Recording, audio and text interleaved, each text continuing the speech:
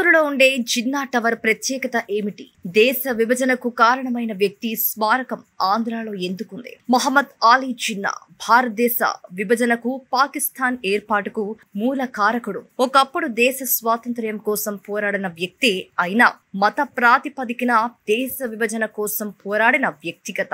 మనకు జాతిపిత గాంధీ ఉన్నట్లే పాకిస్తాన్ దేశ జాతిపితగా జిన్నాను గౌరవిస్తారు. అలాంటి మొహమ్మద్ అలీ జిన్నాకు స్మారకంగా ఒక స్తూపం నిర్మించడం, అది కూడా మన గుంటూరులో ఉండడం విశేషం. అసలు జిన్నాకు గుంటూరులో ఉన్న జిన్నా టవర్ కున్న సంబంధం ఏమిటి? చరిత్ర ఏం చెబుతుంది? దేశ స్వాతంత్ర్య పోరాటంలో మొహమ్మద్ అలీ జిన్నా కూడా కృషి చేశాడు. మొదట ఇండియన్ నేషనల్ కాంగ్రెస్ లో ఉన్న ఆయన ఆ పార్టీ నుండి వేరుపడి ముస్లిం లీగ్ పార్టీ స్థాపించిన విషయం అందరికీ తెలిసిందే. ఆయన స్వాతంత్ర్య పోరాట ఉద్యమ కాలంలో క్విట్ ఇండియా ఉద్యమ సమయంలో ఆయనను అప్పటి గుంటూరు నాయకులు లాల్ జాన్ బాషా గుంటూరు మహాసభకు ఆహ్వానించారు. జిన్నాని ముంబై వెళ్లి స్వయంగా ఆహ్వానించగా ఆయన పర్యటనకు అంగీకరించారు. ముస్లింలు ఎక్కువగా ఉండే గుంటూరులో మత సామరస్యానికి అప్పటి ఎమ్మెల్యేగా పనిచేసిన ఎస్ఎం లాల్ జాన్ బాషా ప్రయత్నం చేసేవారు.